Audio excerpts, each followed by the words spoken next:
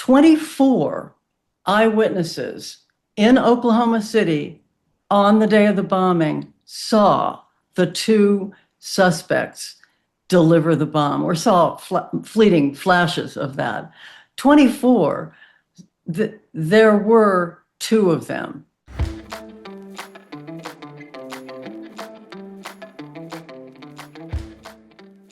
Hello, Culminators. I greet you from a scorching hot Newark, New Jersey. And I'm not going to make a scorching hot podcast interview kind of joke. That's not how we roll here. I want to introduce you to a new friend of mine, Margaret Roberts, who it turns out, as I have familiarized myself in preparation for our discussion, has a couple of things in common with me, at least one person, and I haven't even told her all of them yet. She is a prize-winning investigative journalist and television producer. She's only one. She graduated from Northwestern University, as I did. I went to law school there, but she got her bachelor's degree there. She then earned a master's degree with honors in English literature at the University of Chicago.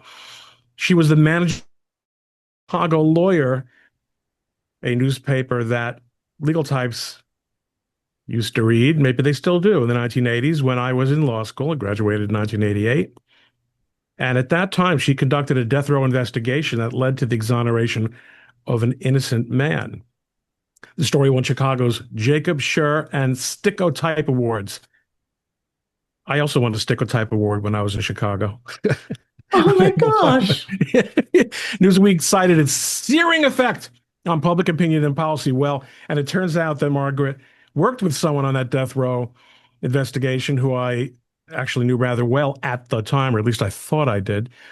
And she subsequently moved to Washington, D.C., where she wrote for National Journal and Congressional Quarterly before moving into television as news director of America's Most Wanted. In 2010, she edited the prison memoir Deadly Secrets, which was Timothy McVeigh's account of the Oklahoma City bomb plot as told to fellow death row inmate David Hammer. And he was an exclusive source for her more recent book, Blowback. Because it turns out, we're going to find out in more detail, Blowback explains to us that, unsurprisingly, as we learn regarding so many things, everything we thought we knew about Oklahoma City, not everything, but much too much, was wrong. The untold story of the FBI and the Oklahoma City bombing. So this is going to be juicy, fun, and interesting stuff. And I've already had a chance to interact with Margaret. She's a fun lady. And we're going to have, and it turns out, like I said, we both were in Chicago at the same time. We both went to Northwestern back when universities were very different things from what they are now. I imagine in some sense, you know what I'm talking about. Thanks for joining us, Margaret. It's my pleasure, Ron. Great to be with you. So you were writing for Chicago Lawyer when you got into the death row Timothy McVeigh story. What made you do that?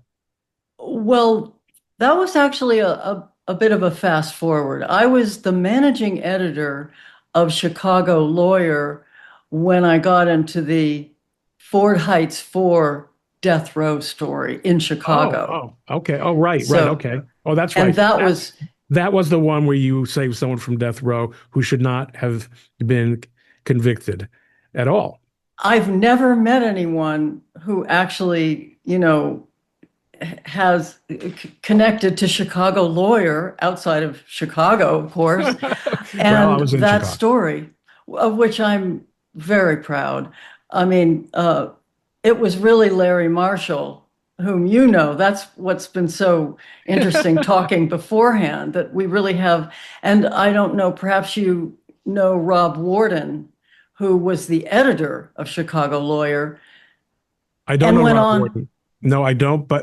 So I when Larry Marshall was a legend when I showed up at Northwestern, which was the same year he returned to Northwestern after his clerkship with Justice Justice Stevens. Oh, yes. Yeah, he had clerked for Justice Stevens, who was the last Northwestern law graduate on the Supreme Court. Now they're all Harvard, pretty much, you know. Yes, yes. But he was always open to Northwestern guys. Larry had an outstanding career at Northwestern law, and he was not only regarded as a prodigy, but he sort of took people by surprise because his background was that he had been educated in yeshivas as you know from as post high school and whatnot, and he was so well prepared and so brilliant. He ran the table. He had a number of judicial clerkships. Like I said, ended up in the Supreme Court. Came back to Northwestern to teach. I had him for legal ethics. And is he at Yale now or Stanford now? You know, he moved up in the world in any event. But he became a real big player in the world of uh, exonerating people who were wrongly slated for execution. Yes, he did. And Rob Warden, the editor, my editor at Chicago Lawyer, also entered that specialty and became the executive director of Northwestern University's Center for Right, Wrongful uh, Prosecutions. right. And I think So, that got underway more or less after I left Northwestern. Uh, but in any event, yes, it is. And I mean, I ended up going to uh, Professor Marshall's house and had a meal with his family at the time. Um, he's he's not quite the same profile in more ways than one than he was in the late 1980s. But in any event, it,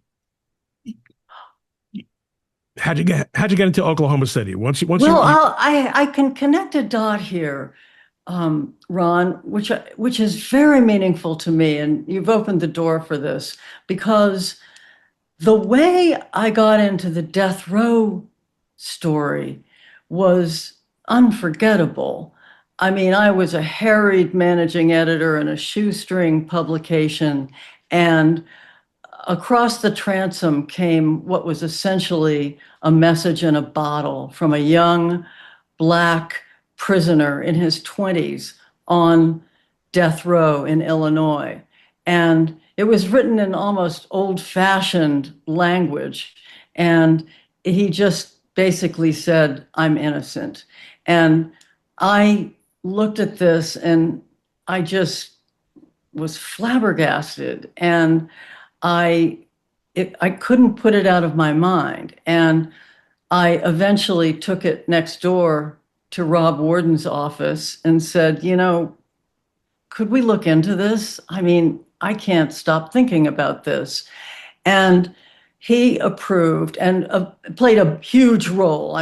We don't have time for the details of that case, but everybody in my journalism circle was advocating that I drop this like a hotcake because it was going to destroy my prospects for moving up the ladder in journalism. All these prisoners really? are guilty. Oh, You is that know, this was considered? These were you're considered to be sort of scam defenses that all killers say all the time, and we've got to be tough on people who kill people, which is in and of itself a reasonable position. a naive rookie. And that was the beginning of a 15-year odyssey. Larry Marshall and his troops come in much later. Rob and I were about an appeal to the Illinois Supreme Court, which had to do with insufficient counsel, and that led to a long process. But the way this connects to Oklahoma City is that it was a story that people thought they knew. This murder, this horrendous, black on white, gang rape, double murder. Everybody thought this was case closed. And it felt like it to us too, as we slogged through trying to undo a miscarriage of justice. There were more trials, more wrongful death verdicts. It was a nightmare. But it taught me something really important, because when we finished, I knew that people get caught up in the gears of the justice system sometimes. And because I had been there. You had been there in what capacity? In the capacity of telling the story, investigating Okay. a story, continuing to investigate that story, and write the story of how there were serious doubts about this case. So, um, cutting forward to the Oklahoma City bombing, well, one more stop at America's Most Wanted, which you mentioned in your introduction, your kind introduction. Um, I had been in the late 80s. I was the news director of America's Most Wanted, helped launch that show and ran the newsroom for its first 3 years on the air. In so doing, I worked hand in glove with the FBI, as close as any journalist could hope to get on manhunt stories. And I knew them cold.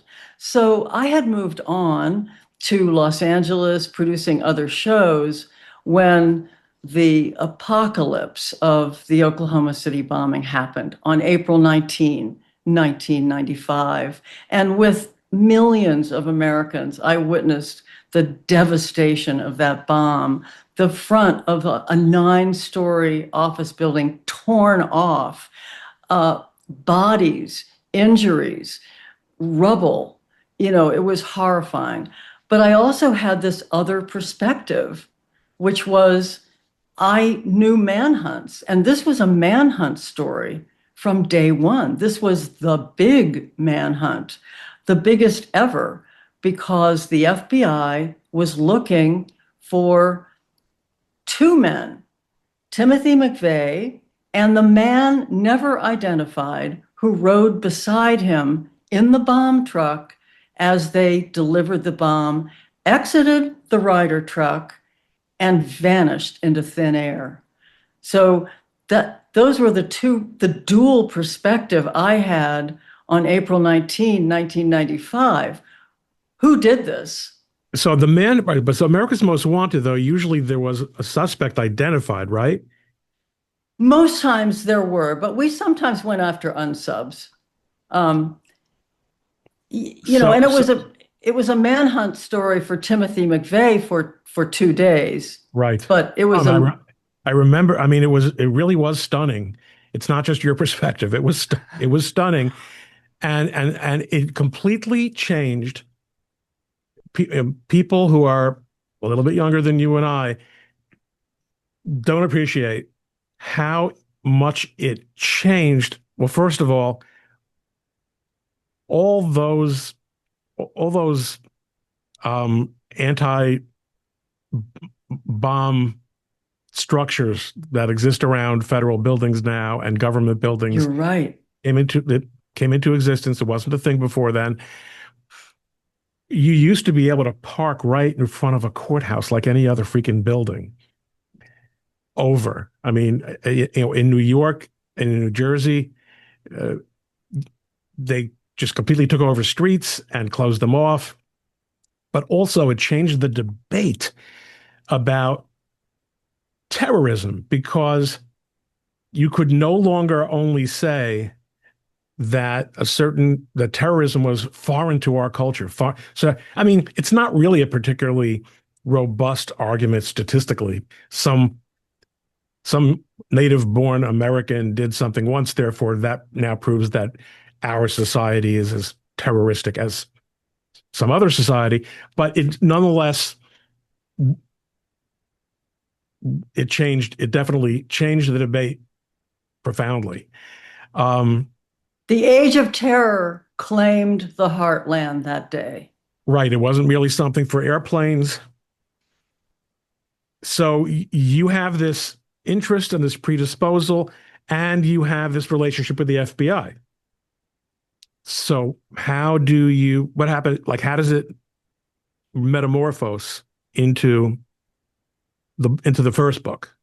What happens next is like, I mean, I'm a news junkie. I think you are as well. And we never sleep. So I was doing other things, but I was watching that story. I was just gripped by it. And almost immediately, cracks started appearing in the story itself. It didn't add up. And to give you four quick bullets, first of all, remember, this is a case that is quickly heading toward a lone wolf terror prosecution that would claim that Timothy McVeigh, the 26-year-old Gulf War veteran, Bronze Star awarded, masterminded this crime and delivered this bomb by himself. That's how he was tried, as the lone wolf terrorist. He did have Terry Nichols, his convicted co-conspirator, but he was something of a helpmate, and no one ever believed. And he was not in Oklahoma City that day. So the bullet point is 24 eyewitnesses in Oklahoma City on the day of the bombing saw the two suspects deliver the bomb, or saw fleeting flashes of that. 24. There were two of them, and there may have been others, around the truck. Very quickly, top journalists began reporting, based on their trusted sources in Washington, that the FBI had collected surveillance videotape of the delivery of the bomb and the bomb going off. And then quickly, or within months, and this was extraordinary, a sitting member of the McVeigh grand jury, a horse breeder named Hoppy Heidelberg, cantankerous, single-minded guy, was so distressed at what he saw going on behind closed doors, as all federal grand juries are, that he started leaking to the Daily Oklahoman and eventually went public in an interview, which he was not supposed to do, went rogue, and then wrote a long letter to the judge. This was now months after the indictment. And Hoppy Heidelberg had no problem sending McVeigh and Nichols to to be prosecuted. But his problem was the others. And if you remember, that grand jury indicted not just McVeigh and Nichols, but others unknown. Hoppy Heidelberg, the rogue grand juror, was so upset about what he had seen that he accused the federal prosecutors of witness tampering and hiding the identity of John Doe 2 from the grand jury. So you see, as this played out, while it was, yes, I was fully engaged in the manhunt for a while until all these red flags went up. And by mid-June, which is now 2 months after the bombing, the FBI produced this preposterous story of how, it was this John Doe 2 was all a mistake in the minds of the witnesses, and in particular, the mechanic at the Ryder truck rental agency. He was mistaken. It wasn't two guys. It was two guys on a different day, and it was all just a mistake. So nothing to see here. It's just Timothy McVeigh. Now, at this point, when you are seeing these pieces come together, had you ever had a disconnect in your dealings with the FBI of this magnitude? No. No, and now bear in mind, I no longer I wasn't on America's Most Wanted. I had moved on to Los Angeles, Right, but you but had spent years. I had spent years, and I'm proudly so. The work we did with the FBI at America's Most Wanted was amazing. I mean, we helped take, you know, brutal killers off the streets. I was extremely proud of that. And no, I had never had such a glimpse of something so very wrong in an FBI investigation. So you followed it. Well, yes and no. I didn't follow it. Thank you for asking. I was doing other things. I was in an exciting moment of producing my own television series show, which was called Strange Universe, all about the paranormal, the unexplained. It was kind of a reality X-Files, if you will. Uh-huh. So that was an exciting time for me. I watched the story, but when my show I got want to also greenlighted, remind viewers that this is before, what years are these now? this is 1995 It still. starts with a 19, okay? Folks, this is before there were a gazillion channels. And you had all this garbage and all kinds of reality shows. Anything could be thrown up. And before YouTube, all right? So to have a TV series meant it was a much more meaningful thing than it is now when you've got multiple iterations of different studios and different production companies having their own platforms, and again, doing stuff that might be no better quality, it might even be less quality than you might find on YouTube or other platforms. It was a big deal. So it was exciting for you, obviously, appropriately. And I'm sure it was a lot higher quality than the kind of degraded stuff that we see today, like things that used to be the History Channel that are now you know, everything turns into either celebrity gossip or America's favorite psychic, that sort of thing. Well, thank you. You're kind of helping give me a little excuse of taking my eye off this incredible story, um, because I did. I had to set it aside. And I wasn't. It wasn't my story anyway. I was watching it as a news junkie. I was producing my news show as a producer, and what happened was 10 years passed. It's funny how that happens. And on the 10th anniversary of the Oklahoma City bombing, I revisited. And I was, it's always been in the back of my mind for those unanswered questions that always drive us. And so I pitched my old friends at America's Most Wanted on a 10th anniversary story. The un the manhunt, the mystery man of the Oklahoma City bombing, John Doe 2, who had vanished into thin air. And they passed on the pitch, which, was sort of mind-boggling to me. But meanwhile, I had done Well, some. there was less appetite in those days for questioning the FBI, after all. I imagine that would have been sort of an uncomfortable place for them to have been in. That's a great insight. I never got past my fury over over not getting the green light. No, it's not. It's not you. It's not you, Margaret. It was them.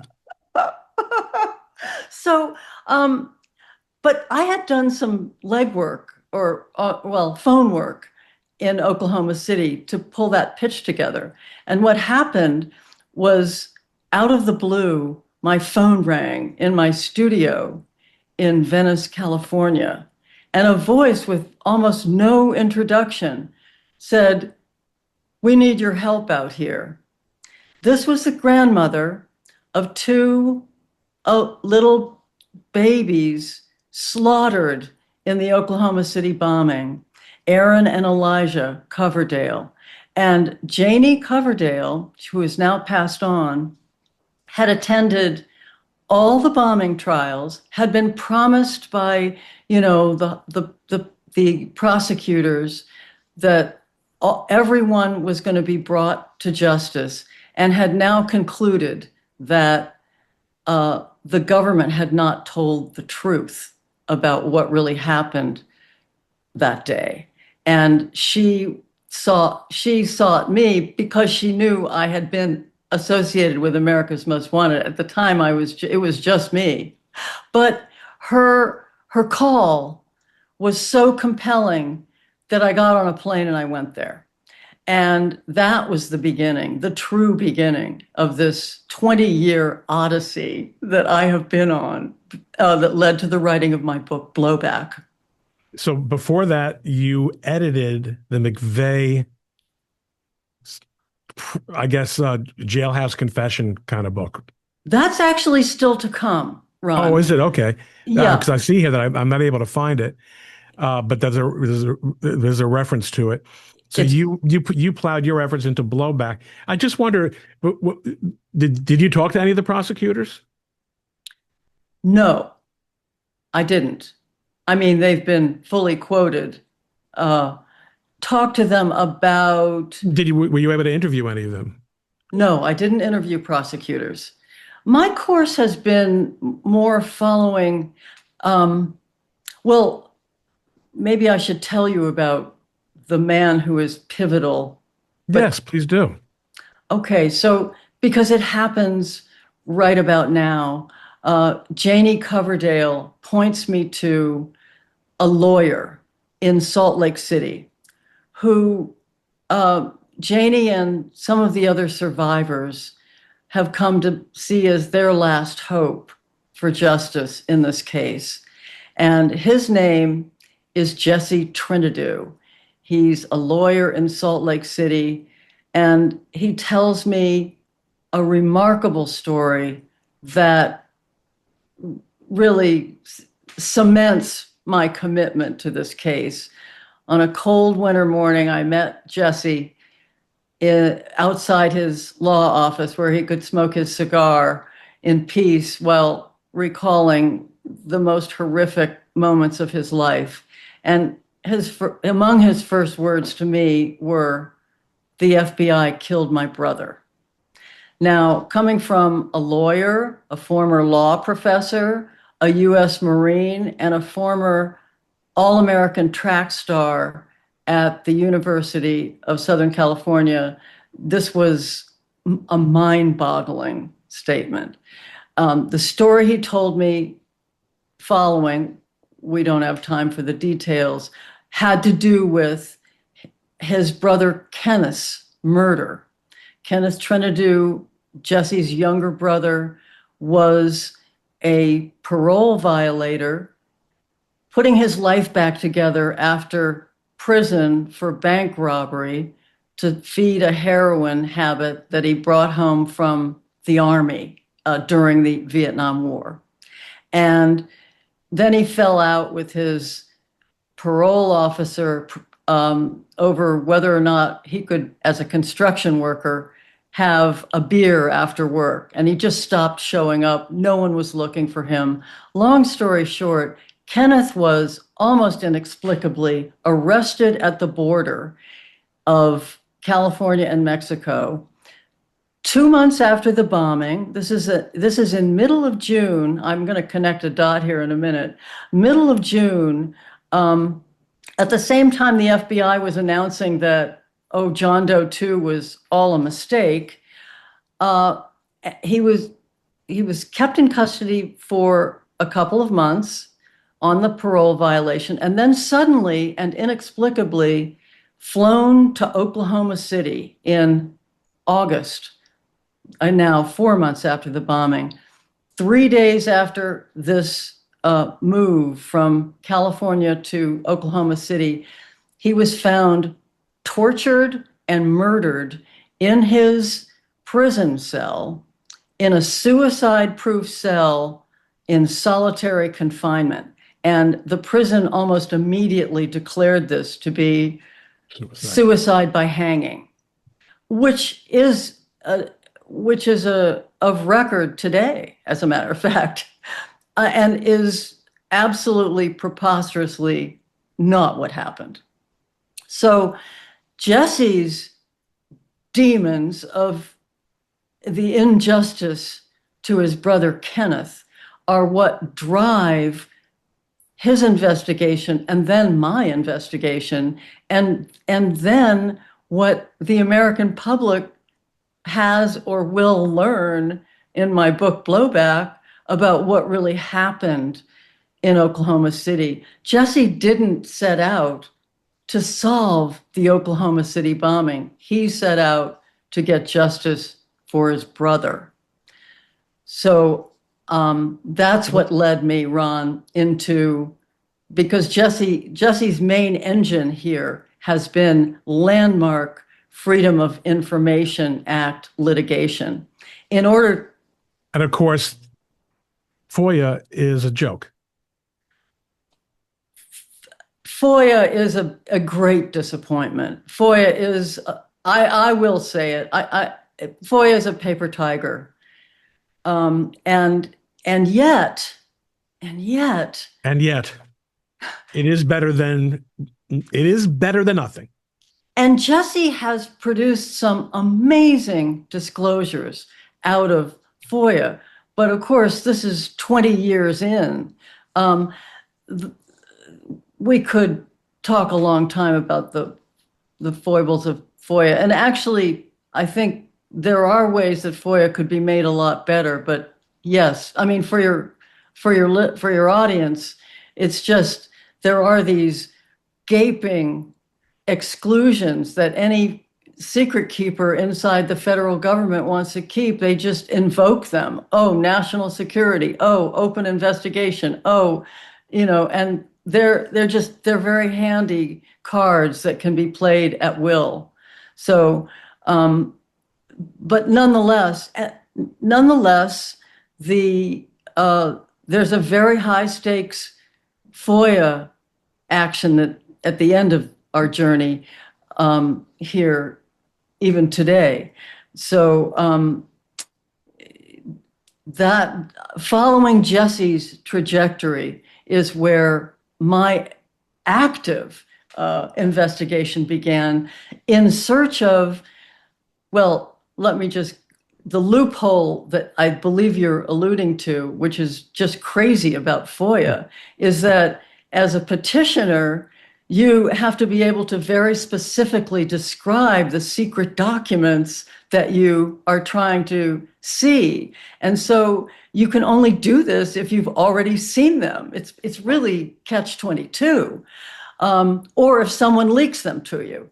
So Jesse was always, to keep these FOIA cases alive, always looking for new information. And that is how he came to ask me if, based on my America's Most Wanted experience, if I would go inside maximum security prisons where prisoners who, at least two of the three, personally knew Timothy McVeigh, might have secrets that they could help us access. So that's how I came to be the only journalist to interview Terry Nichols in Supermax in Colorado.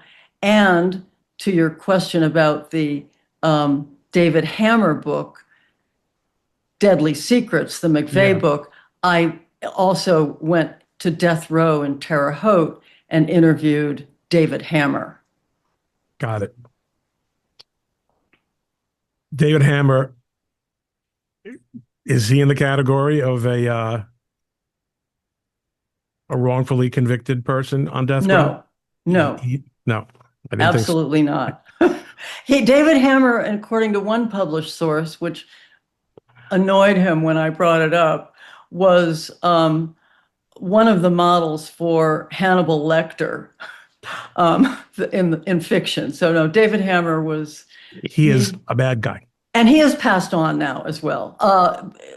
He died in a medical facility, though he was under the death penalty when I interviewed him. So, without spoiling the book, the experience, what's what's the thrust? What's the takeaway? Again, without, I mean, I don't know. I don't know. I didn't actually read the book, folks. I didn't read the book. I'll be very honest with you. I didn't read the book. Telling you the truth. But now I am going to read the book because this is really Oh, good good. stuff. Oh yeah, sure. Oh, definitely. No, I'm a believer, but also because you and I have to just get to know each other better because this is. But does your book mention James Ornstein at all? No, Okay. Well, tell. he was one of the prosecutors, and he also was a United States magistrate judge uh, in the Eastern District of New York, who I had adventures with. Okay, we'll put that aside. It I'm turns out to intrigued. not be a thing. Okay, we'll have that conversation offline sometime. But all right. So what do we got for a takeaway? Yes. There was a second person, and somehow the FBI and the Justice Department have conspired to cover up the existence of the second person, and maybe even to kill him. And their liability for what happened because, and thank you for the FOIA moment, because people will understand that the next segment of this, and I will wrap this up quickly, but it's important to get to the last beat of this. After a great push through the FOIA process that has so far not led to the just because the FOIA lawsuit, sorry, I need to set this up. The FOIA lawsuit seeks disclosure of those videotapes that the FBI has never allowed the American public to see. What happens along the way is the discovery of a series of either federal government operatives or suspected federal government operatives that make this case look a great deal more like the Gretchen Whitmer kidnap plot, loaded with operatives, than the lone wolf terror case that the government made. And so that's where this goes. Oh, Uh, and that makes a lot of sense, and because these guys are ultimately considered to be right-wing terrorists, right? Whatever that means. correct. And this is interesting, right? Because this focus of the FBI on dealing with white supremacists and focusing and obsessing with white supremacists. But my wife, when we met, was in the legal department at the Anti-Defamation League. And she used to tell me about how everyone there knew that there's maybe a room full of those guys in the whole country.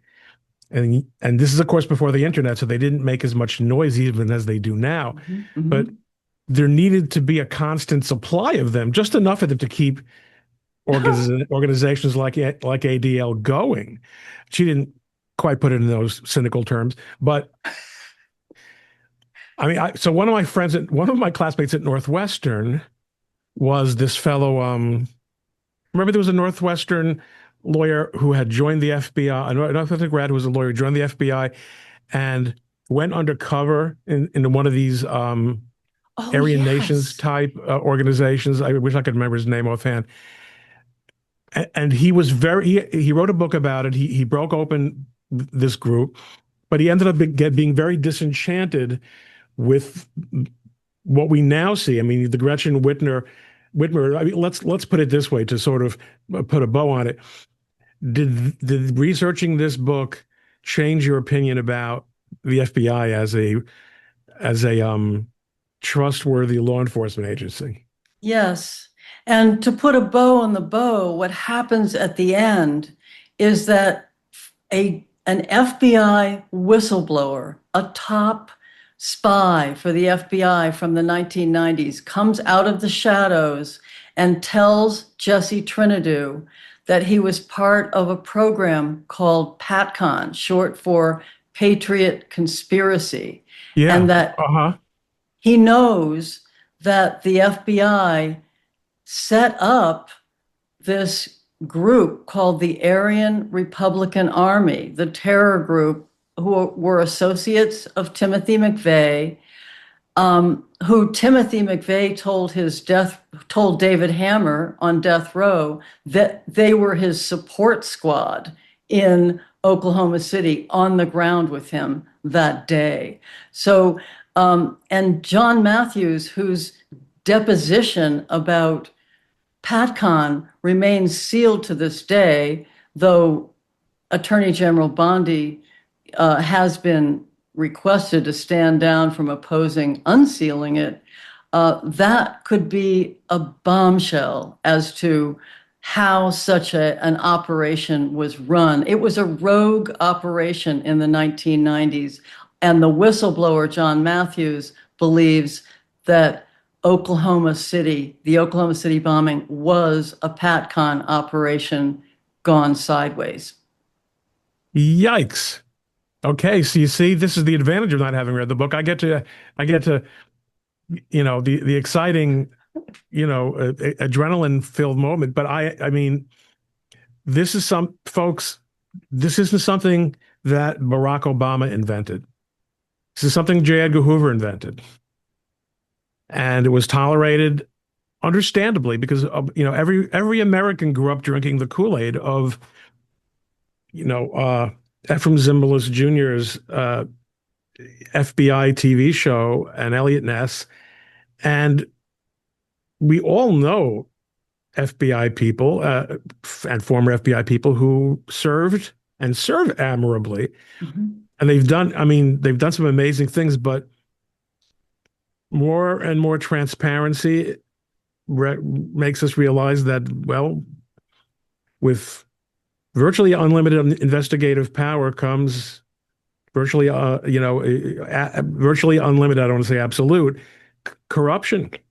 And I guess to some extent, I don't want to compare it to murder, but even if non-profits like the ADL need to find villains to justify their fundraising and their existence, the same is true of government agencies as well. Absolutely. And it's kind of interesting too, because this seems like in the 60s and 70s, the focus of the FBI, and this is of course during Hoover's life, in terms of domestic terrorism, was left-wing groups, the Black Panthers, the Weather Underground, and I guess, and I've discussed this with a number of other of guests on this program, there was a political shift in the makeup of FBI personnel that took place over the last generation, and I guess someone in there, I don't know how much you go into this. It's really well, I don't say it's the title to its own book. Books have been written about it, but this is mind-blowing. Margaret, I'm looking forward to reading the book. I'm going to order it as soon as we get off. I want to thank you so much for telling me this story and sharing your Chicago memories with me, and your Larry Marshall memories. Thank you very much for culminating on the program. Thank you, Ron. Such a pleasure to meet you and Same here. visit. Let's talk again soon. So long. So long.